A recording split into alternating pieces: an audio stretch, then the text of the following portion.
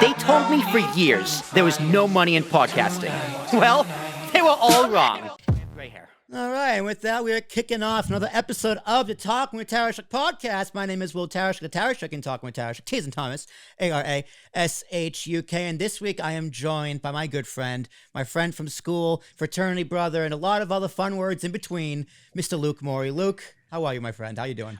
I am good, Mr. Tarashuk. How are you doing today, dude? You know, you go by President Daffodil in some groups, you know? In some circles, I was a two-time president forced to step down because of a party. So, hey, man, the great ones stepped down, you know what I mean? The great ones, I was stepped down to get assassinated. I guess I'm thankful it wasn't the latter.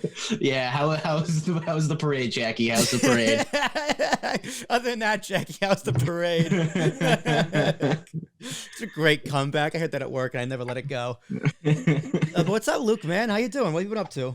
I've just been chilling, man. Just moved down to Cape Cod. I'm in the South Coast, technically, so I'm not quite in Cape Cod. Like, if this is Massachusetts, I'm like somewhere around here. Okay. Yeah, I've just been chilling. I've been looking for more podcasts to edit, more kind of production jobs that I can be getting into. Just started up our podcast again with our friend Nash. If you follow Ambiguous Podcast Solutions at all, you definitely know who that dude is. But I've just been chilling, man. What have you been up to, dude? I really like Talking with Tarashuk. That is a solid, catchy name for a podcast. Well, so what happened was, you remember, because you edited all of season 1 of the Ambiguous Podcast Solution. I did. It is on my resume and in my counter for how many episodes I have published. Make no mistake. I love it. As well as you do the editing for Talking Toastmasters. I do the editing for Angela's podcast. So shout out to Angela. But Talking with Tarashuk came about where remember Madam Nacella Ward, that episode I did? Yeah. Like the last episode for season 1. Yeah, it was like the best episode, honestly. It was the best episode, but I was just like, this woman didn't have a podcast, so I had nowhere to put her. Yeah. And it got to the point where I was at a networking event in the city, and I had a bunch of like contacts, people I wanted to talk to, you know, leads essentially. And none of them had podcasts, so if I interviewed them, I had nowhere to put them. So Jared was just like, it's time to start a new podcast. So I was like, fuck. Like, it took me some convincing, but I was like, okay. Talking with Tarashuk. That's what I'll call it. Talking with Tarashuk is fire. Like oh, sorry, what? It was right on top of my head, just like that. Just Talking with Tarashuk. So you're 2 podcasts right now, right? Kings of the Rings and Talking with Tarashuk. Yeah. 2 of them right now. I gotta say, man, you know, if you're a fan of Talking with Tarashuk, I can confirm that this man right here was the first person I knew in my life who actually consistently did a podcast and enjoyed the shit out of it. You know what I mean? I lived with Daffy for many years until he graduated. I'm a few years younger than him, and we lived in a house with all dudes. You know, there's a lot of shit talking going on. And what I always admired about Daffy and his podcast, Kings of the Rings, was that even though, you know, someone might be like, dude, why are you doing a podcast? No one cares about that. Dude, podcasting is so lame. Why are you hanging out with like these people? You never waned off that. And to this day, you guys are running like your 300th episode on this podcast, right? We are pushing 300. 300 will come sometime this summer. I think we're scheduled for like in June-ish. Wow. So we'll see. Yeah, dude. It's pretty wild. It's pretty wild. And I remember I was telling Nash always needed a podcast. It's like, yeah, Luke, you always needed a podcast as well. You and Nash, of course, are doing Midnight Showing. So run me through Midnight Showing, you know, the whole do your plugs, essentially. All right, so I'll give the full story, right? So let's travel back in time before any COVID stuff. Actually, literally a month before COVID, I was still living around Hofstra, the place where we went to college, and you and Nash were living in Hoboken. Yeah. Nash was my roommate freshman year, so he was always one of my really good friends from college, and then we met you and everything, and you guys lived together in Hoboken, and I lived close enough where I could kind of go visit you guys for the weekend. And we kind of started doing Ambiguous at this point, and I was looking for like more work and more stuff to do. And Nash and I wanted to start a podcast, but we didn't really know what to do. We didn't know if we should do like a variety show. When you do a variety show like that, it can be tough to like really like become a personality, right? So we were kind of racking our brains. We didn't know what to do. And then we watched like movies until like 5 a.m. at your apartment that night, I remember. And Nash showed me. I remember that. I remember just coming home. It's like, oh shit, Luke's here. Yeah. Got off the bus from work. I was on Luke's my apartment watching like Akira or some shit. Yeah, be careful about to crash on your couch for 4 days. And so we watched the movie 12 Monkeys with Bruce Willis and Brad Pitt. Yeah, and like Nash was like, dude, this movie's crazy. I bet you've never heard of it. I had never heard of it, and I thought it was so sick. And then after 12 Monkeys, he showed me The Prestige right afterwards, which is also a movie that when the end of it hits, you're like, whoa. You know what I mean? It hits hard, dude. It hits really hard. Yeah, and so Nash and I, being roommates, we kind of got like similar brains in a way. We have like similar senses of humor. We kind of approach situations the same way, and we'd always talked about movies and television and stuff. It was always really easy for us. So we watched these 2 movies. We had like an hour conversation just about it, and we were like, dude, that could be the podcast. So because I'd never seen 12 Monkeys or The Prestige before, we kind of went with the idea that we would be looking for kind of like hidden gems that we thought kids of our generation like didn't see, you know, because I kind of feel like when you're growing up, like the movies that like your older siblings like or your parents really like are the ones that you're kind of like, oh, this is what media is. But then there's a whole other world out there of other people's favorite movies and stuff. Yeah. And throughout the podcast, we found a bunch of movies that I loved that I'd never seen before. Like I'd never seen Contact with Matthew McConaughey, Event Horizon, this like crazy movie. So we kind of just started doing it. We got the ball rolling. We were doing YouTube videos and audio podcasts and everything, but we got like around episode 60 and we kind of really lost our fire with what we were doing. And I think it was because we were looking for hidden gems. And so we would go to like an actor's IMDb page and look for a movie we'd never seen before. And I remember one of the movies that kind of made me be like, I'm not sure if I want to do the podcast anymore in this state was Blood and Wine with Jack Nicholson. You ever heard of Blood and Wine with Jack Nicholson? No, I'm sure there's a reason. Yeah, it's not like total garbage, but it's just like a 6 out of 10 movie. Right. You know what I mean? And so I love storytelling. I'm really big on storytelling. I find it infinitely interesting. And we were kind of approaching them with movies like The Prestige, where you can just talk about all this crazy filmmaking stuff, and then finding movies from the 80s and 90s that we had never seen before. And then we kind of found ourselves like having conversations that weren't necessarily like inspired by anything. Right. And kind of the idea of movies is that it's going to inspire you. And with doing the YouTube videos, Nash doesn't really edit too much, and I went to school for like editing. Nash doesn't edit for shit. Yeah, you're just fine. It's not a knock on Nash. It's just he's just like I've never learned it, never gonna learn it. I have no intention of learning it. And that's just something I know going into it. Yeah, no, well, you can talk on it too because you guys had an entire podcast yourself. But anyway, I was doing all the YouTube videos, I was doing the audio, and like it got to the point where I was spending like 12 or 15 hours a week like doing this podcast between watching a movie, thinking about a movie, recording the conversation, doing the audio editing, then doing the video editing on top of that, then doing my own clips and stuff. And it just got to the point where I was spending like 15 to 20 hours a week, not focusing on furthering my career or really making money, and just doing podcasts that, to be honest, not a lot of people were listening to. So we kind of lost our fire. We had to take a break from it. And then I watched this movie with Robert Pattinson like 2 or 3 months ago called Good Time. Have you ever seen Good Time? I thought you were going to say The Lighthouse. I was about to get really excited, but no, I'll have to add Good Time to my list because Lighthouse, dude. I know you guys did a midnight showing on Lighthouse. Yeah. Oh my God. That fucking movie. I was just like, oh, this is Robert Pattinson. Like when I said he was cast as Batman, I was like, no. This is gonna be great because this guy can act. He can act his ass off. He's really good. But tell me about this movie. So this movie, Good Time, it's directed by the Safdie brothers. They did Uncut Gems. I don't know if you heard that movie, Uncut Gems. I have to watch it, so I don't know if it's a reference, but I know the movie. It's like a joke thing going on right now. But it stars Kevin Garnett. Yeah. Adam Sandler and Kevin Garnett, what a duo. But anyway, this movie came out a few years beforehand, and if you know anything about Uncut Gems, it's a very fast-paced, anxiety-inducing movie, and that's kind of the point. And Good Time is the exact same way. I've never seen a movie in my entire life that has made me feel the way Good Time has made me feel. And it's one of those things where I'm jealous of you right now because you get to watch it for the first time. You know, I can never watch it for the first time again.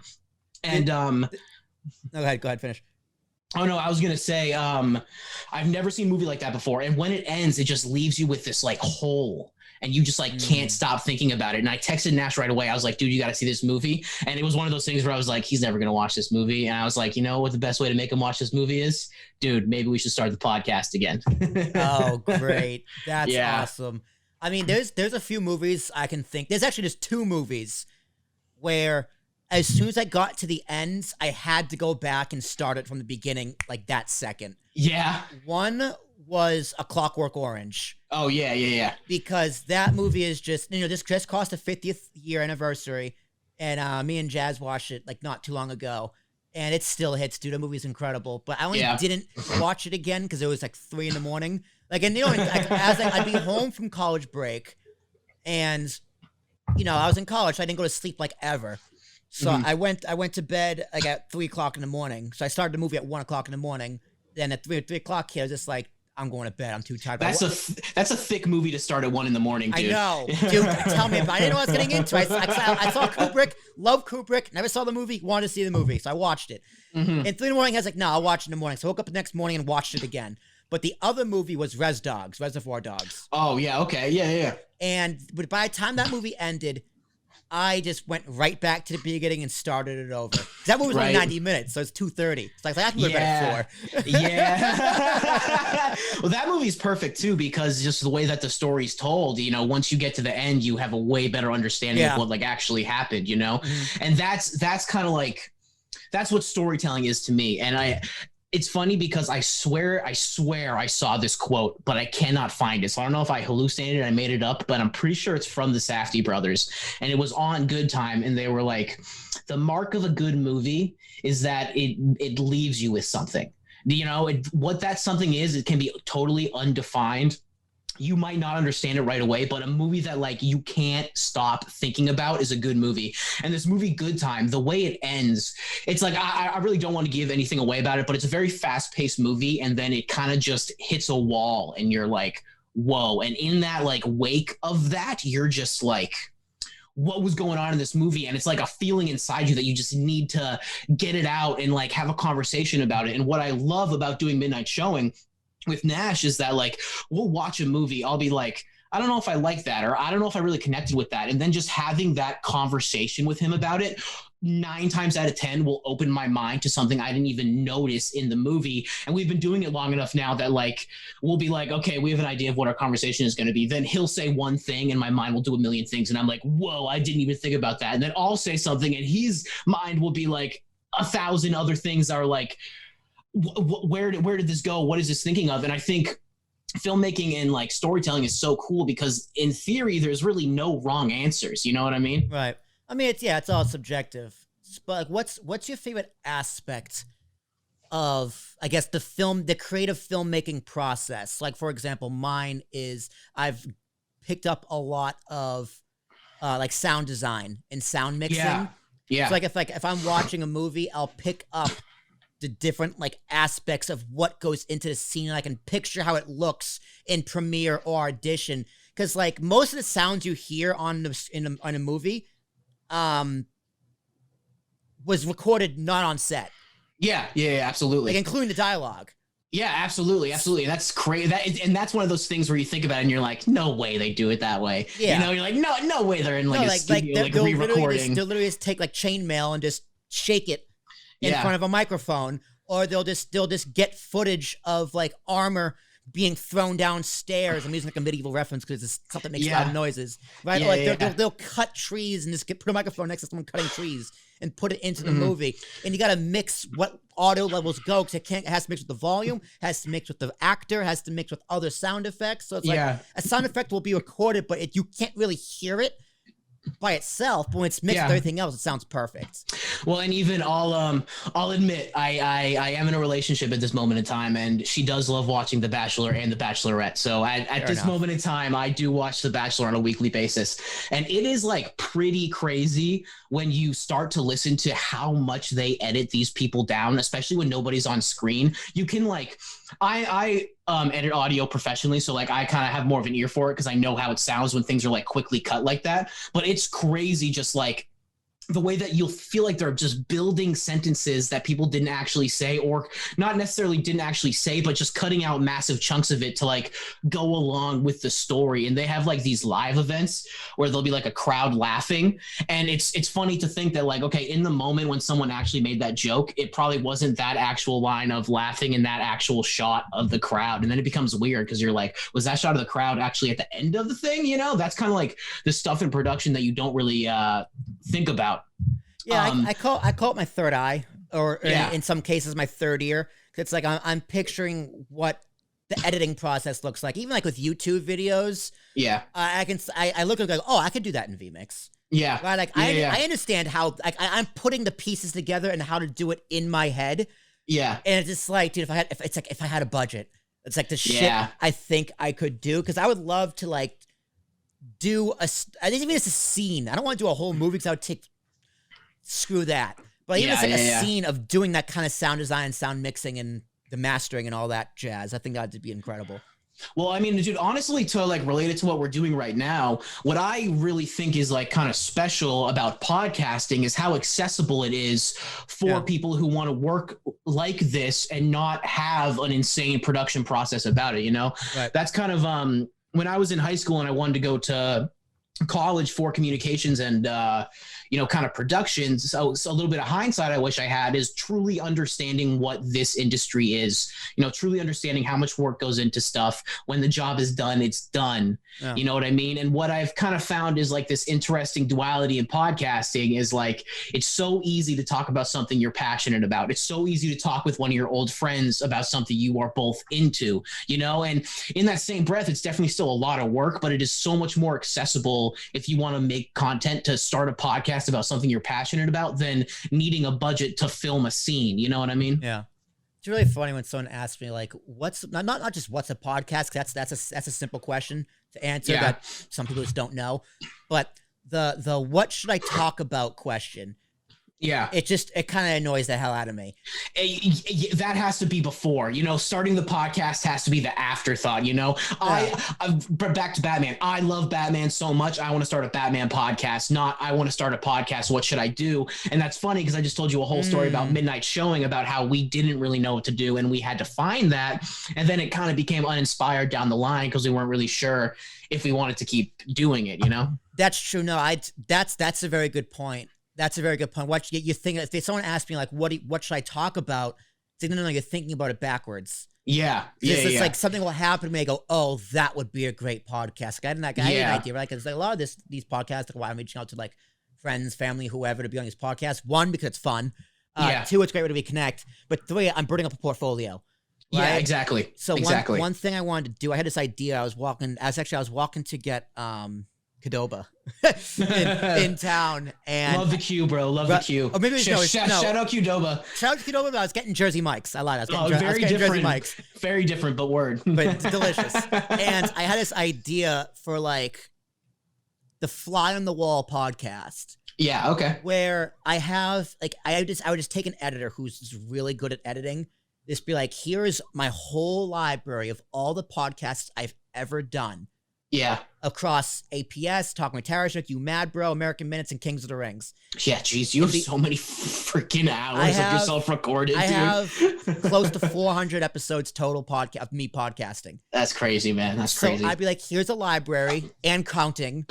Yeah. I want you to just pick random conversations and put in sound effects for transitions like you're a fly. Yeah. So it's just like, and they land and they're listening into a conversation from one of my podcasts. Yeah. It's like a creative way to do a clip show. And at the end, it just cuts to black because someone squished the fly.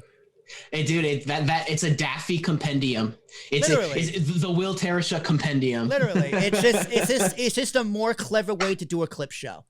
Yeah, no, I like that a lot, dude. And again, like it's really just got to come down to like, what do you want to do? Because I mean, we're living in 2022 here. You go on TikTok, everyone's creating content, and you never feel like you have to do it too. You know what I mean? Like, I really think it's important. Like, if your podcast isn't for your business or anything like that, it's really got to be like what you're passionate about and what you want to talk about. And if you don't approach it from that way, 9 times out of 10, it's going to fail. I don't know if I've ever told you before, but I saw this wicked funny TikTok of this guy. And he was like, whenever my friends ask me to come on their podcast, I usually tell them, get back to me in 6 weeks, because by that point they'll have realized how much work a podcast is and they won't be doing it anymore. Well, that's why Gary, like whenever someone asks Gary Vee to be a guest in their podcast, like, what number you on? They go like 4. And he goes, get back to me at 100. I'm just like, dude, that's such a baller move. It's someone's like, I'm like 250. Like, okay, you're dedicated. That's true. Yeah. I mean, like I've talked with guests in this podcast about the pandemic podcast boom. Yeah. And from COVID.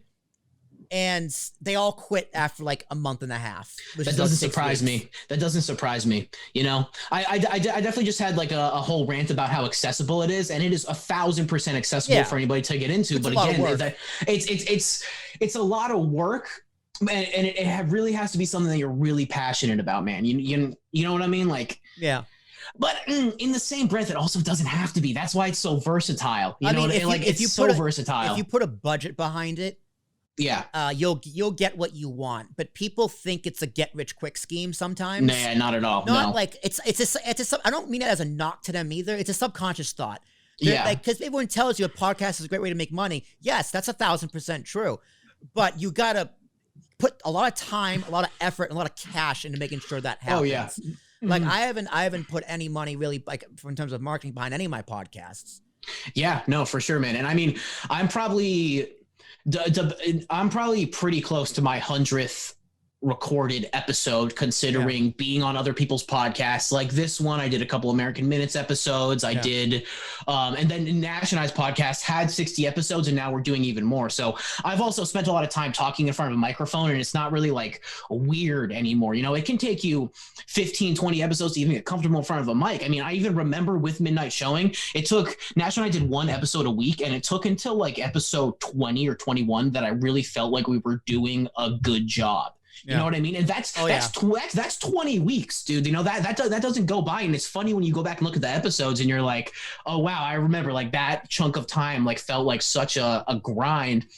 And it's something you can be proud of too. You know, it's a way that you can express yourself very realistically. I mean, this is the most realistic way to connect with people through content. I feel, you know, that's a conversation a lot of people are having about like the news and the media and stuff, and not even like specifically the news, but like talk shows and things are like 5 minutes of questions that are, you know, subreddited or subreddited. I don't know why I said Reddit right there, but you know what I mean, right? Yeah. Well, it's long form. Like I ask people for an hour, but I always ask them before we go live. So I forgot to ask you actually. So if you can go longer, like can you go longer than an hour? Sometimes we go longer. And if we're in the middle of a conversation, I just like to let it rock. Yeah, for sure. Then again, you know, if they have a hard out, I'll hit that out and I'll cut some things in my head. Oh yeah, sound bites, baby. It's a game of sound bites. Well, Luke, we're probably gonna go over an hour because that's just what we do. But like, to your point too, it took me a long time to actually like what I was putting out, and that's just not because of like what we were talking about, how we were talking about. It's more from like a technical perspective of quality in my mind. And like, it took me almost 3 years to get to 100 episodes for Kings of the Rings. Yeah. And it took around 100 where I was happy with where we were from a technical perspective with the equipment, recording. And I was still missing a final piece, which is what I'm doing now, which is recording on multi-track. Yeah. That's been a gold mine since I started podcasting. It took me 5 years to get there. Yeah, man, I really got to get on that. We're still doing single track, and I have to line the two of them up, dude. I feel like a caveman. Yeah. I mean, look, like Zoom can let you record. There's some things out there that let you record on separate tracks. I haven't tried it with Zoom yet, because I don't need to. But you can record a Zoom call with separate audio tracks, which I think is so important for podcasting. It makes it a bit of a bitch to edit, for an editor. So it's just like, if I'm doing a cheap edit for someone else, but I just don't. But if someone actually pays me to do more work, I'll be like, just split the audio tracks and I'll make it sound better. Yeah. Well, that's kind of the art form of it, man. I mean, like, I didn't even really learn what noise reduction was until like our 20th episode, you know? So you go back and listen, and I'm like, why did I let all these plosives and fan noise in there? You know what I mean? There's still so much I need to learn with audio editing and video editing. And vMix. I'm loving learning vMix. It's a great fucking tool. Yeah, no, vMix is dope, man. And that was kind of my own thing with my own work is, you know, I really started getting into video editing and audio editing, and video editing is such a giant pool that you kind of have to dive into, that I found I really enjoyed the audio portion of it because it felt a little more accessible again. And then I just like really started to get into like the actual processing of the audio, you know, not just editing out oohs and ums and keeping the pacing up and like removing stutters and stuff, but like make it compression, you know, that's a massive thing in any audio production. It's just making sure that when someone's listening to it, they don't have to turn the volume up and down because they're blowing out their eardrums, you know, or stuff like equalization, you know, where you just take someone's voice and you're like, hey, these frequencies make your voice sound better. Let's up those, you know. I think that stuff is like so cool. editing audio. It's more. I think of it like it's 2D, right? Yeah. It's very flat. It's very what you're doing. It makes more sense to me. Video is 3D because you're doing audio and video. Then you got like After Effects and graphic design. That motherfucker. That shit's 4D. Animation. Yeah. One day I'll get into. I got the full Adobe suite. I just gotta go through all the tutorials. I went through like a lot of Illustrator, which was really cool. But it's like I don't have the artistic eye. Like I know I know what I want, but I need people to create it for me using the products I don't know how to use. Yeah, no, dude, I've spent some time in Adobe Illustrator as well, and I just like I am so bad at drawing or like anything like that. My brain just like it's hard to look at something and like realize how to make it. And what I've noticed about tutorials on YouTube, I don't know if you've noticed this, but like almost all the Illustrator tutorials are like people with no dialogue and background music, and then just clicking around the screen going mad fast. And I'm like, I can't watch this. I don't know. This is less helpful. Yeah, you would make me more confused because it's like. And then you got his check because, like, if a video's from 2017 and I have a 2022 Illustrator, it's stuff's formatted differently. Yeah, so it's like you gotta make sure it's up to date, which is just like. But I love YouTube tutorials, but Adobe has a lot of tutorials on their website, which is super helpful with videos accompanying them, and they give you all the assets. So like it's Adobe. Anytime someone it's like what should I use to edit, I go Adobe. Hands down, it's worth the money. 1,000% worth the money. Yeah, well, just the way that they're all linked to, I really enjoy. Like, you know, you can create something in Premiere and then you can link any clip to it straight to After Effects, and it kind of just like the workflow of it definitely, to me at least, feels a lot more kind of accessible for, you know, learning how to do it. That's another kind of regret I have from college is like I learned how to do Avid and I learned how to do Adobe, but I didn't really go full swing into it. And then when in like the wake of the pandemic, when I moved back home, that's when I was like, okay, I'm back in New Hampshire. The easiest thing I can do is work from home and like really garner these skills. And now it's 2 years later and I feel like I can actually edit a podcast, you know? So even with the production stuff, it's really about what you want to kind of focus towards because there's so much of it. You know what I mean? Yeah. Yeah, I feel you. I don't know, man. It's a tough world out there. It's a tough world out there. Take it day by day. I like editing. I'm going to continue editing. I like podcasting. I'm going to continue podcasting. So let's talk some Batman. Some Batman? Let's talk some Batman. All right, man. Because when I reached out to you, it's kind of like, you want to be guys on the podcast next week? I was like, what are we going to talk about? And I was like, oh, well, you know, we'll just kind of see where it goes. You know, you're like, did you see Batman? I said, we can talk about Batman. Oh, so yeah, I can talk for hours about Batman. I saw Batman this past weekend. Yeah. Very long. And yeah, very definitely. long. But like, I'm not mad about it. It's like I was watching it. There's definitely some fat that could have been trimmed from this movie, but I'm not like pissed off that it was there to begin with. I'm not like they should have cut it down. It's like yeah, they could have cut it down. But I thought the movie was excellent. I think that 3 hours can feel like a quick hour and a half if you're really into it. And I love Batman so much. I think I kind of enjoy it for the reasons someone else might think that there's like a little bit extra to it. You know, I like that it takes the time to slow down. And more than anything, this feels the most of an adaptation from the graphic novels of Batman than any other interpretation of him like on screen ever, in my opinion. I've never seen a comic book movie that felt like every single shot of it is a panel from an amazing graphic novel, you know? I've never read a Batman comic. I've actually never read like superhero comics. So, or graphic novels, so I'll take your word for it. But yeah. I left the theater going, dude, they should just call it the Batman Gen Z. The Batman, like this, all depressing. Yeah, dude, this felt like the most Gen Z. Like this is the Batman in 2022 that everyone like is gonna fall in love with because it's just uber depressing, no hope, and political corruption. Until the end, though, and he becomes the hope, and that's why it's a good movie. Does he though? He does. What do you mean? We're gonna spoil the shit out of this movie. If anyone hasn't seen it, so he absolutely becomes the hope of that movie. I think that's kind of the whole point. I mean, okay, yeah, but your city's underwater, so it's like at that point the hope's a little too late. Yeah. Yes and no, though. What I think what you really got to understand is that this is an extremely young Batman, and this is a story in which he might not be absolute. You know, he might not be able to save the city and not let the bombs go off. You know, he didn't discover the Riddler until the trucks were already going off. You know, the Riddler got him. You know, like that's what happened in the story. And so it's not about preventing that from happening, but what you do in the wake of that to give the city hope. You know, and when this movie begins, he says, I am vengeance. And throughout the entire movie, everyone's calling him vengeance. And then at the end, you really realize that the Riddler has just, you know, totally perverted that. And that's really what the Riddler's kind of mantra is taking the idea of putting fear into the city. And when they have the interrogation scene, that's what they really talk about is the Riddler, Paul Dano, being like, oh, isn't it great, man? You showed me that all you need is a little bit of fear, you know, all you need is a little bit of violence and the people will start listening to you, you know? So like, to me, it's really about in the wake of that failure, you know, what do you do after that? And I think that's what Batman truly is about, dude, because Batman has always been my favorite superhero. I'm not super into the Marvel movies. They're just like not really for me. I have like nothing against them, but they're just not really for me. And Batman's kind of the only superhero that like really excites me. I don't know why. And I kind of felt like a fake fan, you know, I felt like a bat poser. You know, I was like, oh, Batman's my favorite, but I've never read a single graphic novel or story about it. I've just seen the Michael Keaton Batman movie. You know what I mean? So I kind of plenty of those.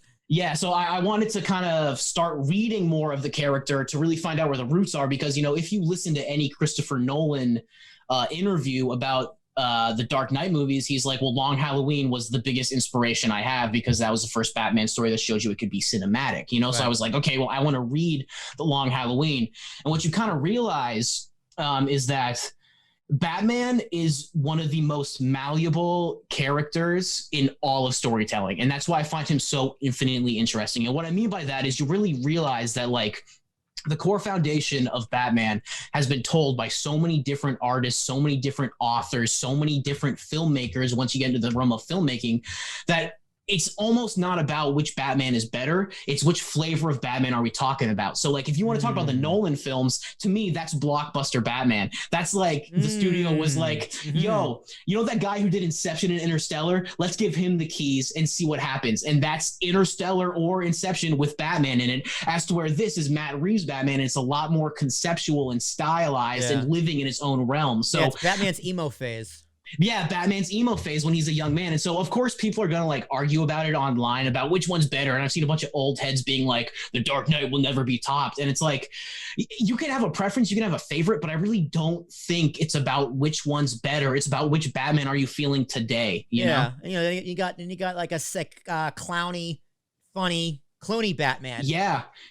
Oh, yeah. Clooney Batman, and then even farther back with Adam West. And like, you got the silly, ridiculous Batman. Yeah, well, dude, let me get on a soapbox a second for Batman Forever. Not Batman and Robin. Not talking about Batman and Robin. That one is the butthole one that no one likes to talk about. You know, Arnold Schwarzenegger. That's fine. But Batman Forever, I watched a YouTube video by a guy that I really appreciate. I'll shout him out. High Top Alex. If you're really into YouTube video essays, this guy, High Top Alex, does a really nice job. And he has this 45-minute video essay about Batman Forever, about why it is a sophisticated Batman movie that should garner more respect. And at the end of that movie, I was like, oh my God, I've been wrong about this movie my entire life, right? Because like, the Tim Burton ones were super dark and depressing. Everyone knows the story. So they got Joel Schumacher to do it. And everyone's like, well, this is just more kid-like. This is just more of a kiddie movie. That's not really the point. You know, he's trying to make hyper reality in which it's like a comic book, you know, and it's not a dark graphic novel comic book like the Batman that just came out. It's maybe those heightened reality Adam West type comics where like there's the freaking Batmite and the Bat Zebra and all that stuff, and that's kind of done on film. So again, to like reiterate my point, that's just the flavor of Batman for today. Maybe I want to watch Paul Dano be a serial killer. Maybe I want to watch Jim Carrey, you know, be Jim Carrey. So who's your favorite Batman? What's your favorite flavor of Batman? It's got to be Robert Pattinson, honestly. Okay, honestly, that's bold. Just that's takes bold. the cake. All right, it takes the cake for me because of how stylized and conceptualized it is, you know, because in reading a lot of these stories, I felt I've become closer to the character in a way of like really kind of understanding what the point is, I guess, you know, and I don't want to sound gatekeepy at all, but like this movie really felt like it was made for people who just freaking love Batman. You know what I mean? Like people who like really care about the character and want to see him succeed in the ways that you can see him succeed in like a lot of the literature. Yeah. Well, what I like about Pattinson was the fact that, you know, he was in costume as Batman for like 80% of the movie. Oh yeah. Yeah. You know what yeah. I mean? Like this was a Batman movie. Whereas you see a lot of what's his name? In Christian Bale in the Batman movies, whereas like Batman kind of goes through the fight scenes. You know what I mean? Yeah, like, totally. He's in costume to get shit done. Like Robert Pattinson does everything in the bat suit. Because he has to, because his foil is Catwoman. So I think that adds a lot more when it comes to the idea of like, because there's when you're playing Batman, you're playing pretty much three characters. You're playing Batman, the vigilante.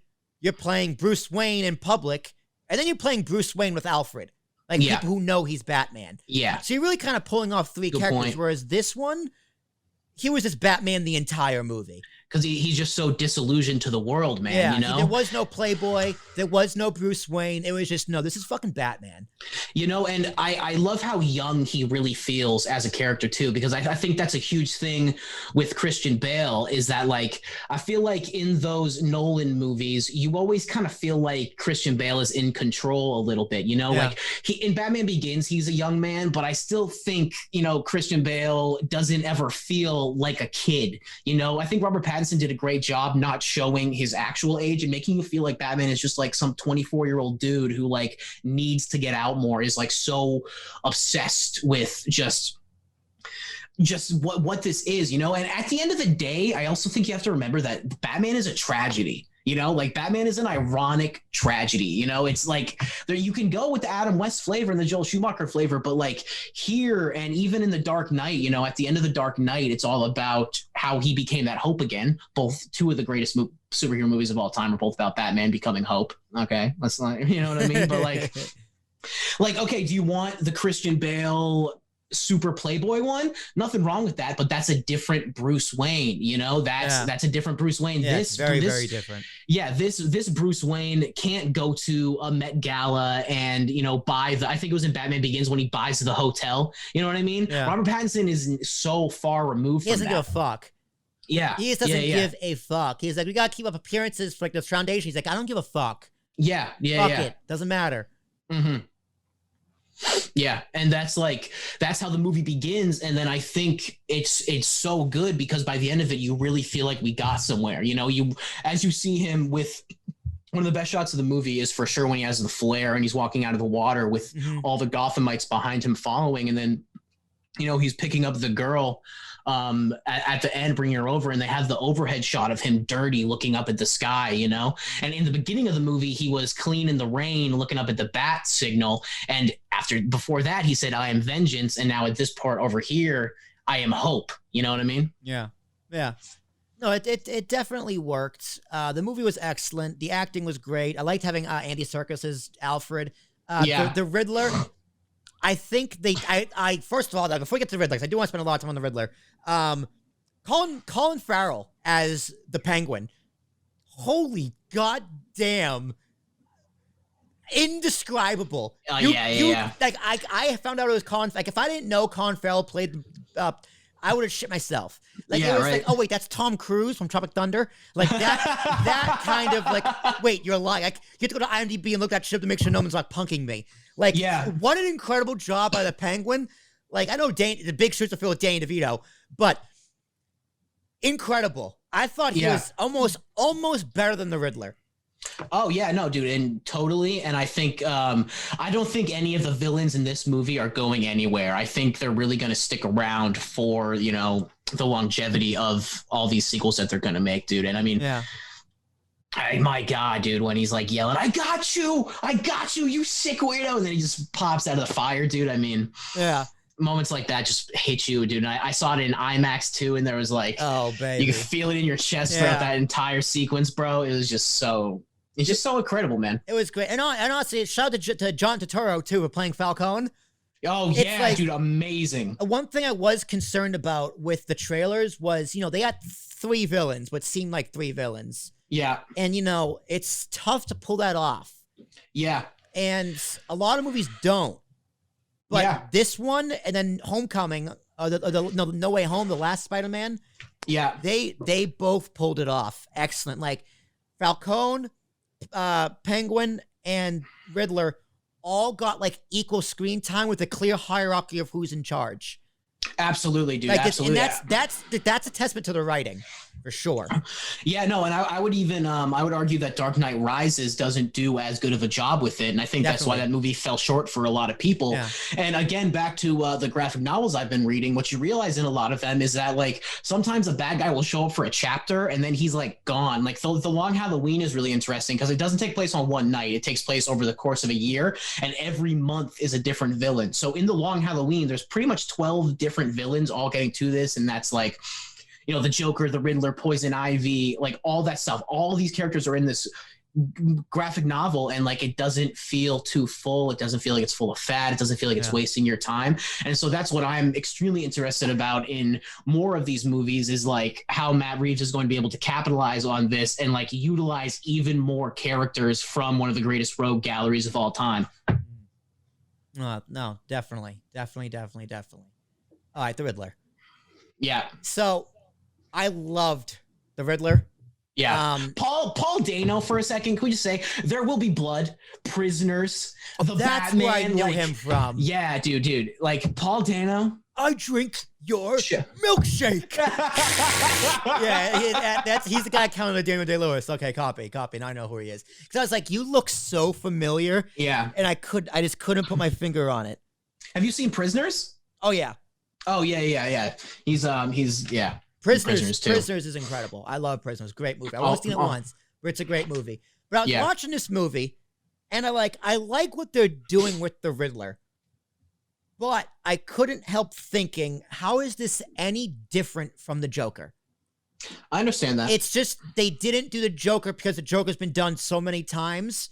So they did the Joker, but they just called him the Riddler. And I'm trying to think of, because there is the riddles and the whole method to the madness, as well as Joker is just pure chaos. Yeah. But I think that's even a little bit of a stretch. Like this Riddler felt too much of a Joker to me. I think it's in the performance and the acting over the actual intention of the character. I think what's kind of making you feel that way is the way that he screams into the phone, "No, justice cannot lie," Yeah. That stuff is a little over the top and feels a little jokery, but when it comes down to the character of the Joker is chaos, man. There's almost no method to the madness. There's no point to it. He is the pure antithesis of Batman. And so when the Joker's in the next one, I have a feeling that's kind of what the story is going to be about. As to where the Riddler had like a really clear motive as to why he was doing this stuff, why he felt like he was smarter than everybody, why he felt like he'd been wronged by everyone. So I totally agree that his performance came off as like a bit of like, of course, this is what a psychopath acts like. And like, you can totally chalk it up to being like the Joker. I think the difference is kind of just in the intention of like the character, you know what I mean? And it's hard to compare it to the actual Joker. So I'm interested in what the conversation is going to be like when we actually get the Joker in this universe and how much he relates to Paul Dano. And they made it seem like their boys are going to be, intertwined in the next one too, so maybe it'll just be this crazy story. I hope so. After seeing that scene, I want to see them team up so bad. Yeah, like that would be incredible. Also, whoever the fuck put them next to each other in Arkham? You're a dumbass. Yeah, right? Like, why would you do that? Dude, put them next to Killer Croc. All right, what are they going to talk about? You know what I mean? Like, you put them next to the Joker. Yeah, bad call. Maroney, dude. Nah, bro, but that's so good. So where do you I didn't ask you, what's your favorite Batman? What's your favorite Batman? My favorite Batman, that's tough. I mean, I do think this one's better than Christian Bale. I mean, Christian Bale's Batman, there's nothing wrong with it. Like, yeah, he's a great Batman, but I think he gets a lot of rub from Heath Ledger's Joker. Absolutely. Like, Heath Ledger's Joker is so good, it elevates the other two movies, and it's also elevating Christian Bale as Batman. I 1,000% agree with that. I haven't seen Michael 1,000%. Keaton. I haven't seen George Clooney. I haven't seen Adam West. So really, it's the only one I can compare it to. You've But never seen Batman 1989? no, I've never seen it. Dude. I know. I need to see Michael Keaton as Batman. Bro, But- stop playing the Arkham games and just watch Batman, dog. Dude, Come on. I'm gonna go Batman the animated series. Oh yeah, for sure. Kevin. Okay, yeah. That's Kevin C, baby. That's my favorite Batman. Definitely. Because easily. It's cartoony, but it still hits when it needs to hit. Absolutely. It's entertaining, it's fun, and the fucking Joker is incredible. Oh yeah. Well, everyone. Luke Skywalker as the Joker. Yeah. Well, dude, that's the animated series. Kevin Conroy has become the indefinite voice of Batman. Yeah, when you he's the read voice of about Batman. Yeah, you read it in that way, and I mean, Mark Hamill can hold a candle to Heath Ledger. That's just what it is, and I'll argue that with anybody, dude. But again, it's just about that flavor, dude. Like that flavor of Batman is like this really stylized, artistic cartoon world that takes itself seriously enough, or it's for kids and adults. You know what I mean? And then there's this version called The Batman that came out. We were a little too old for it. We were like in our like early teens when it came out, and it was on Cartoon Network, and it was like another reboot. It's like Bruce Wayne like 3 years into being Batman, and this is the Batman where like the Joker has like really long green hair, and they like redid everything. And that's another Batman that's just like told in kind of a different way, that's focusing on him as like a young kid. And that's just kind of what I think about the Batman, is that he's so cool because it's all about the core concept of like who the superhero is, not even like the way that it's presented, I guess. I don't know if that makes sense. It's like the way that Batman is presented is like the same core ideas, but can be told in like so many different stylized ways. And that's really what I find so interesting about storytelling. Back to Midnight Showing for a second, like when we can find a movie that like you can just talk about for 40 minutes, and then at the end of that conversation say something that just makes you completely think about it in a different way. Like that's cool storytelling to me. Cool storytelling is when I can see, I have a counter. It's like a joke that whenever I see Batman's parents getting shot in a comic, I like add a check mark to the thing. And it's like, even though I've seen Thomas and Martha Wayne be gunned down so many times, many times. Yeah, it's like every time I'm like, okay, but this one drew it a little cooler. You know what I mean, man? You know what I mean? This would happen in daylight. Yeah. that was one thing I will say about the Batman. It's just like, dude, I guess Gotham's in Brie. It's just always dark and it's always raining. Yeah. Well, dude, I saw it for a second time this past weekend. I think they should ban all plastic from movie theaters, People just need to, open up their M&M packs in the loudest way possible. But that, dude, I didn't even notice how much it was raining the first time I watched that movie. It's so just part of the aesthetic that I almost like didn't even notice. And then on the second time, I was like, wow, it really is raining this entire freaking movie. The entire movie. Very damp set. It was a very damp production. I mean, the whole movie takes place over a week. Yeah. Right? Yeah. So it's believable that it would be raining that entire time. Yeah. If that happens, well, that kind of begs the question, Luke. What state is Gotham in? I'd think East Coast. I definitely think East Coast. Like the way it was shot, it looked very much like New York. Yeah. Like they made Gotham look a lot like New York. Like the garden, obviously. Like the Wayne Manor, but like, also like when you saw the water coming in. Yeah. It just looked like Lower Manhattan. I feel that. 100%. And someone was like, I'm just gonna go upstate. Like at the end of the movie, Catwoman's like, I'm gonna go upstate. I was like, that feels a lot. This feels like New York. So I think Gotham might be in New York, at least in this universe. Yeah, well, another thing I love about Gotham is like how timeless it is. Like that's really present if you watch the animated series, where like there's televisions, but there's also cars from like the 1940s. Mm-hmm. So that's another part of Batman that's so cool, is how the city kind of becomes its own character. Gotham is its own living, breathing thing that has all this stuff going on inside of it. It is, and I picture Nolan's Gotham as Chicago. Yeah. Well, it's funny. I saw a tweet that was like, Matt Reeves, it's very stylized. It's like New York, but not really. And Christopher Nolan was like, yeah, I don't know, it's Chicago. So he filmed it in Chicago. What do you want from me? Yeah. So like after I saw Batman, I got home, played the game for a few hours, and before I went to bed, I put on Mask of the Phantasm, the animated one from like the 90s. It was a quick hour and 16 minutes.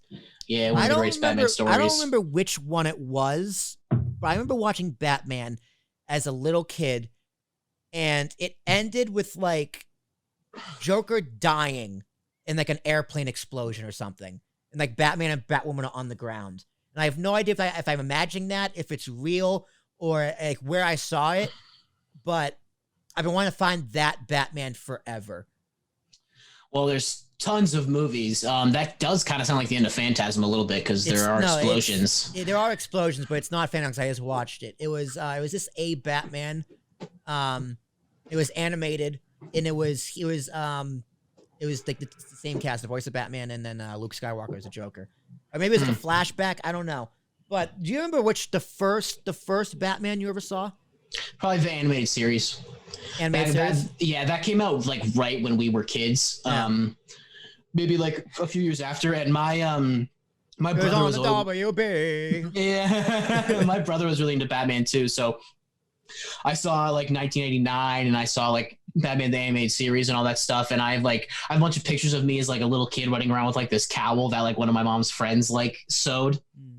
And I would like put it on, run around the house and everything. So I've definitely felt like a Bat kid my entire life. And this Batman movie really just really hit it out of the park, and kind of reminds you that like when something is like really handled with care, you know, how awesome it can be when that's kind of my thing with Marvel movies, man. Okay, I'll talk about it. And I've found out that this. Let's go. Dig into it. I'm not a big fan either. It's fine. This opinion can be considered a little like gatekeepy or like douchey. I'm not Martin Scorsese. I don't think Marvel movies are like ruining cinema, but to me, they just kind of feel like uninspired. And I'm not saying all of them are bad. Like Endgame and Infinity War are dope. The new Spider-Man was dope. The Iron Man's back in the day. I'm excited for Multiverse of Madness because Sam Raimi's directing it, you know, but like when the superhero movies feel like that, when they're just like being pumped out, I just like, it doesn't really excite me because it just kind of feels uninspired in that way, you know. And I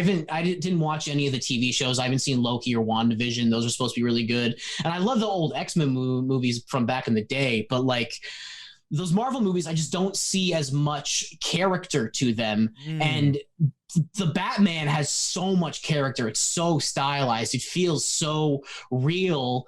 And then, you know, you're kind of watching Ant-Man and it just doesn't hit the same. Or even like No Way Home a little bit is like, did they really need to put all these characters in like the dude's apartment for like 20 minutes? You know what I mean? Like that scene like moved the plot along, sure, but like, does it really feel correct, you know? Or even like all like the Doctor Strange stuff in that movie is like, I feel like we're doing this because of what it is, not what it actually should be, if that makes sense.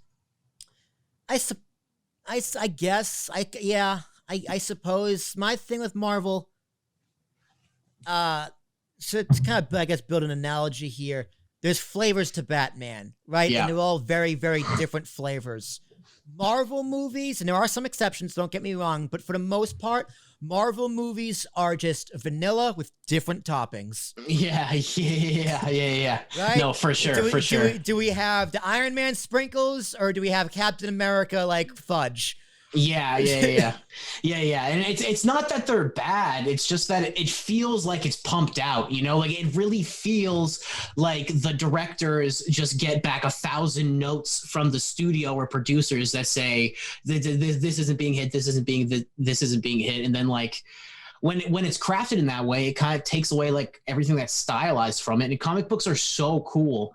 And what I've kind of realized doing Midnight Showing too is just like the different forms of storytelling and how different they really are, you know, whether it's a book, like a novel, whether it's a movie, whether it's a miniseries, whether it's a comic. And sometimes adapting comics to movies are really hard. I think Watchmen is a great example of that with Zack Snyder back in the day. And at the end of the day, I think it's just because The Watchmen is such a long, thick, complex, very long story. Wasn't a fan. Even the 3-hour version of this super long graphic novel still feels rushed. You know what I mean? It's like it can be such a hard medium to translate into filmmaking. And to me, it almost kind of feels like Marvel just takes the easy way out of like this is how we tell a story from a comic book. When like honestly, like when I was rewatching it this weekend, like paying attention for more stuff, almost every shot of the Batman feels like it's pulled from a panel of a gothic graphic novel. Yeah, it definitely had a different feel from any other DC movie I've seen. I never saw any of the Bat flicks. But I didn't really care for those. No. I don't need to. That's fine. I never cared that Ben Affleck was Batman. I was like, that sounds like a terrible idea. Yeah. But my first introduction to Batman, so it's actually pretty funny. This is my story. As a kid, my mom bought me the Scooby-Doo and the Alien Invaders VHS tape. Oh, dude. Wait. You got it? Hold up. Yeah, hurry up. Asshole of podcasting. Yeah, that's the one. Yeah, there we go, baby. Live. We did not plan this, dude. That's the one. Yeah. So that VHS, if you pop in that VHS tape, there is an ad. There's a commercial, a preview for Batman Beyond, Return of the Joker. Oh, phenomenal. Yeah. So I was just like, what is this movie? Because it was like, the ad was so great. It was just, they split up Batman. And they had like the laughs under it. And they was just like, Return of the Joker. And I was just like, oh my God. I need to watch this movie. And then I went to Blockbuster. And I saw it there. So I rented it. And that was my first time watching Batman. And it wasn't even Batman. It was the second Batman. Because Batman Beyond, I actually watched it not long ago because it's on HBO Max. Dude, it still holds up. It's like Terry McGinnis is the new Batman. Yep. Like, you got Bruce Wayne being all old with his dog, like Alfred's dead. And then the whole story, Alfred's dead. The whole story is it's like, all right, Joker comes back and it's low-key Robin because, like, just craziness. Yeah, dude, that scared the shit out of me as a kid, actually. It's traumatic, man. The scene where he's just like laughing and crying as a kid. Yeah, dude, it's fucked up. It's just like, Robin, it's okay. He's like, yeah. Because like he kills, it's just the nerve gas. He kills his dad. It's like, bro, this is a kid's movie. Well, dude, again, Batman has the potential to be so freaking messed up, dude. And that's another thing about, the whole Batman doesn't kill thing. That's another thing that I feel like a lot of people kind of miss the point on.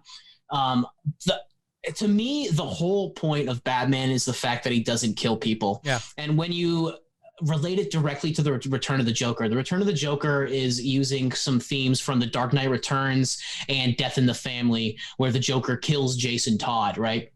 And of course, it's fucked up that Robin died. But what's even more fucked up is when you realize that Bruce Wayne is the one who put this person in this situation. You know what I mean? And the Joker's still alive. And the comic, Under the Red Hood, that movie starts with Stephanie Brown dying from the Black Mask, another soldier that Bruce Wayne brought into his never-ending fight on crime, his ironic tragedy, right? Yeah. And he has 2 people killed now, and constantly puts in danger all these other people. He had Gordon's daughter become paralyzed. Yeah, exactly. She got shot, dude. Another person in the wake of everything that got screwed. And so Rachel blew up. Yeah, dude. That's what's crazy about Batman is that he will not kill people. He will not kill the Joker, while the Joker, of course the Joker kills thousands of people that Batman doesn't know, but Joker's coming to his house. Batman has let the snake into the chicken coop, and he killed 2 chickens, maybe even more. In Return of the Joker, it's that. But one of the lines from Under the Red Hood that Jason Todd says is he's like, I'm not mad at you because you didn't save me. I'm mad at you because he is still alive, right? And it's like, Batman, how do you justify that? How do you justify the Joker killing like 2 or 3 of your soldiers that you brought into this, right? But you won't kill him. And that's the tragedy of it. That's the irony within it. So like, you'll see people be like, oh, Batman doesn't kill people. Well, how come in Arkham Knight he suplexes them? Well, that's a video game where they want you to feel cool and beating the crap out of people. The actual foundation of the story is how ironically he just won't do it, dude. And I love even about the game, you don't kill them. Technically. Yeah. People are like, oh, I'm just gonna break your spine, but like not kill you. And it's like, no, dog. He would just be the Punisher if he did that. That's not the point. Batman. Yeah, because Batman. Again with Batman, dude, you're getting me ranting now. Batman again is so sick because he chose it, dude. He didn't have a green ring put on his finger because he was the chosen one. He's not Kal-El falling from the sky like Jesus here to save the people. Batman is a dude who decided himself, I have the power. I am the person who is going to be bigger than everything. I'm going to be the person who decides to do this. Well, what gives him the right to do that, you know? What gives him the right to bring other kids, you know? And Robert Pattinson, I love the guy because he said if he's ever going to do a Robin in the Batman, it has to be a teenager. Has to be a teenager. And I can, you know, I don't want to spoil anything because I don't know anything, but I could see a teenager dying at the hands of the Joker. And then maybe that's like what this entire story is about, dude. Dude, I'm not, okay. Here's that's a great idea. This is what I want for a sequel. Like, the sequel is he needs help fighting off the Joker and the Riddler. Yeah. And he has to bring in someone, and his only choice is fucking Robin. A teenager. And they're going to cast, like, the kid from 13 Reasons Why, right? Like, everyone's going to be like, this is fucking awful. This is the shittiest pick. What the fuck is this guy? Has no charisma, right? Like, or they'll do Tom Holland. It'll be amazing, right? That would be so funny, That'd be dude. so funny. Like, honestly, I don't know if you would cast, like, McLovin. I think he'd be a great Robin if it was, like, 5 years ago. But, like, they're going to cast someone as Robin. They're going to doubt him. His performance is going to be incredible. Everyone's going to love it, and then he dies at the end. Yeah. No, dude, and it has to be at the hands of a villain, you know, and like the Joker, of course. Yeah, and it has to be at the hands of that person, and like, you know, they even kind of set it up in this one with the mayor's son, you know, like Bruce Wayne looks at that kid and just feels it, you know? They set up a little bit. That would be great. That would be really great. Well, now what if this would never happen, but if they did the second movie with the Joker, what if they convinced Joaquin Phoenix to do it? I'm interested. Joker 2 has been rumored. You know, it's been rumored. I don't see Joaquin Phoenix reprising the role, though, because he's such a weird dude. They're different. You know, the movies are different, too. They're very different, but, like, I feel like whoever you cast as the Joker, he almost has to play second fiddle to the Riddler because of the star power, or you're going to set him up for failure because you can't follow that up. Yeah, that's going to be a tough one, dude. And I mean, just from that little snippet at the end of the movie, it seemed like a pretty unknown person. I haven't seen anyone online really trying to guess who the actor is that could potentially play the Joker. Yeah. Now that'd be crazy, man. That'd be crazy. There's just so much potential here. And, you know, like I really, my whole, like, you know, song about it that I just want to get on the soapbox is that, like, every Batman is different. When they're rebooting Batman, that's kind of the point. He's the most malleable character, like, in almost all of storytelling, because he's been retold so many times over the past 80 years. And, like, the foundation of it for me is, like, the tragedy of it, the irony of it. Who gave this guy the power to go into the middle of the night and do stuff? Well, he kind of did it himself. That's the choice he makes. And where does it line up? Where does it not line up? Like, I just find that stuff so infinitely interesting. And I'll eat it up. I'll just eat it up constantly, dude. I'll go see that movie again tomorrow. Dare me. I also like that. Well, let me ask you, is Batman a superhero? Absolutely. Okay. Well, here's where super is super the word that you're focusing on? No, not even that. Well, that's part of it. Yeah, that's okay. If we're gonna have this debate, Luke, I think I'd be a little more nuanced than that. Fair enough. I wasn't sure. Like, I got you. Yeah. He's a rich guy who knows martial arts. Like, that's really what Batman is. But he's also very smart and intelligent, all that stuff. But, like, a part of being a superhero is also the perception of your actions. Absolutely. Like, Batman isn't a superhero. Batman is a vigilante. Absolutely. Because some people love him. Some people just don't. They think he's a criminal. Like, you don't get that with Spider-Man as a superhero. Like, he's recognized as a superhero, other than JJ, right? Other than JJ. He's recognized as a superhero. Iron Man, superhero. Captain America, superhero. Except for that one time he's a terrorist, right? But, like, that's just misunderstanding. But for the most part, like, no one no other superhero other than Batman has like a run-in or questions with the law. Yeah. So for that reason alone, I think you can't really consider him a superhero. He is more encompassed as a vigilante. Absolutely, man. I mean, yeah, dude. That's honestly like, and this movie encompasses that, like that whole scene in the police station. Yeah, it encompasses the whole scene. Dude, it was so hard when he was like, count me down for 3. Like, damn, bro. Hell yeah. But again, that's what I find so cool about him is that, like, you know, he didn't get a ring of power, you know, he didn't get that. He chose it himself. And it feels like a never ending war. And what you'll find too is that, like, in almost every Joker story, that's just what the Joker pushes. There's death in the family, and then there's another one called Death of the Family, written by Scott Snyder. No relation to Zack Snyder, I'm pretty sure. But in that movie, dude, like, Alfred almost dies. Most of the Bat family almost dies. The Joker really pushes Batman. And at the end of it, he makes a really cool point where he's like, don't you get it? He likes fighting with me more than he loves you. He likes fighting crime and being a part of this game, this dance, this tango we do together over having a family. So this whole Bat family, you know, having all these Robins, it's just a farce. It's just a facade so he can feel somewhat normal, you know? And it's like, dude, that's not for kids. Like, what? Like, that's not, you know? And this funny point I just thought of, Alan Moore wrote The Killing Joke, and he hates The Killing Joke. It's like really kind of funny that, like, one of the comics that changed comics is written by a guy who, like, doesn't even like it that much anymore. Killing Joke's a great movie. And I totally forgot where I was going with that.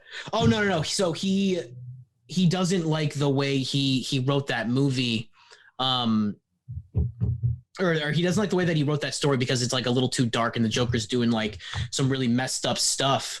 And he ends up there's this whole like idea at the end of it that, like, does Batman actually finally go that far and like kill the Joker? Is that really like where it kind of ends? You know, is that where the entire story ends? So I don't know. I don't know, dude. It's crazy. I kind of lost that point there, but you know what I mean? It's just like this.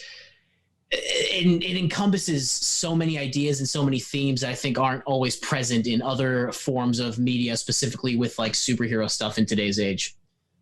Why haven't we seen a Robin on screen? At least not in a long, long time.